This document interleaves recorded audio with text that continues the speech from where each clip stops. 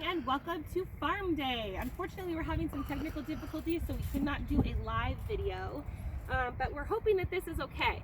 Since some of you are stuck at home and lots of you don't have enough to keep your kids occupied with, we thought this would be a fun way to teach kids about farm life in a little bit different of experience. And this is Opie making his introduction.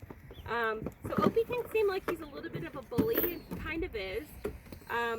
Opie has the biggest horns out of this crew. He is a boy and he is neutered, which means that he cannot make any babies, so he's called a wether.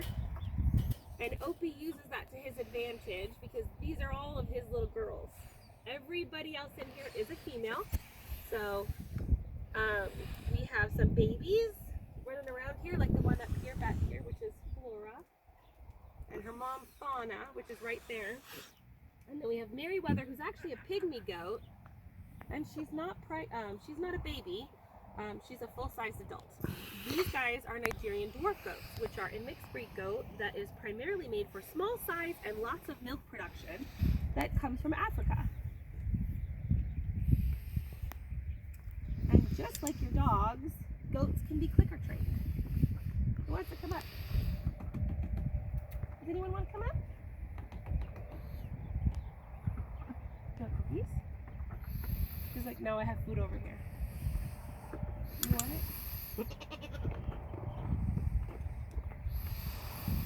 Come here, my little nugget. She's a very adventurous little one. So there's a few different types of goats. So we have meat goats, leave it,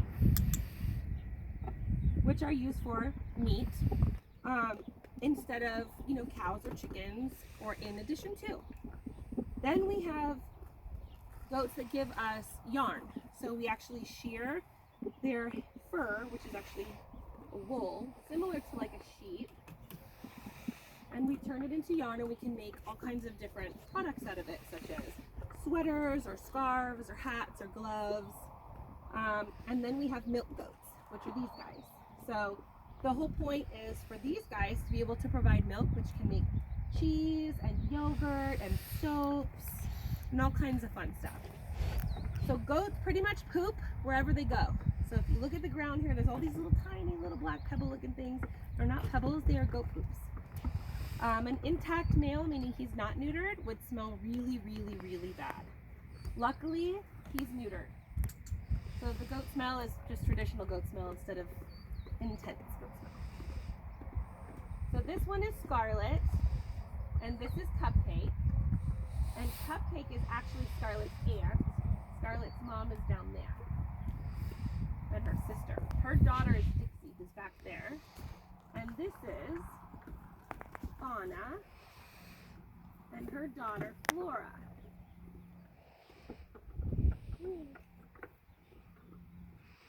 Here, Opie. Opie. So when you're working with goats, it's very similar to working with a dog. It's always easier to do it one at a time, but all of the behaviors that you deal with a goat, such as escaping or climbing on things or jumping up on you when you don't want them to, can be taught to be different. So I'm going to fish in here for an apple because Opie really likes apples. There's Miss Bear for an apple. No.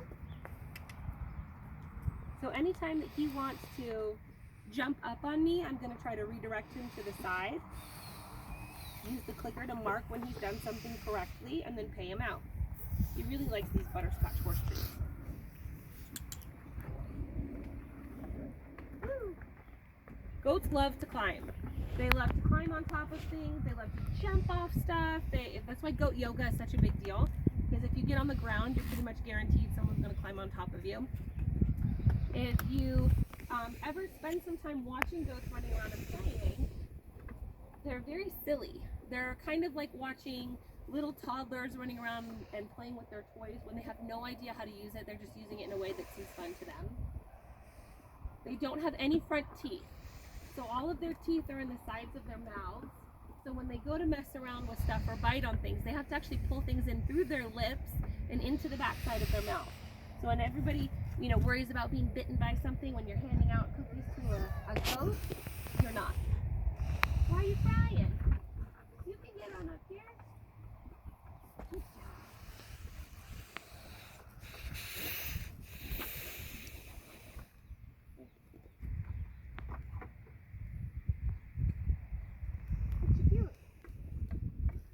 Muffin. They're sisters. And they're the moms of the two over here and the two little ones who should be back over there. Yep.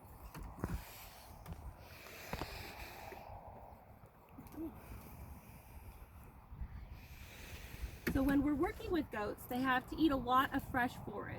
And when you're wanting to do with milk goats, you don't want it to be nice and wet, you want it to be nice and dry, because that's how you get more milk. There's no moisture in it, so they'll eat more. Leave it. Leave it. Good boy. Last cookie. Good job. I got some more veggies.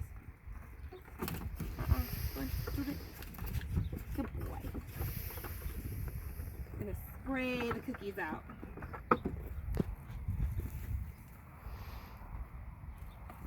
Goats eat a lot of hay, and then they eat grain, and they need fresh fruits and vegetables as well.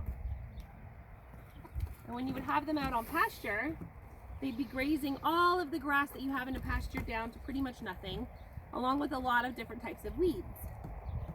Because they have the ability to eat a lot of things that would be poisonous to a lot of other animals without any sort of stomach upset or discomfort, and they enjoy it. And then they turn it around and they make it into milk.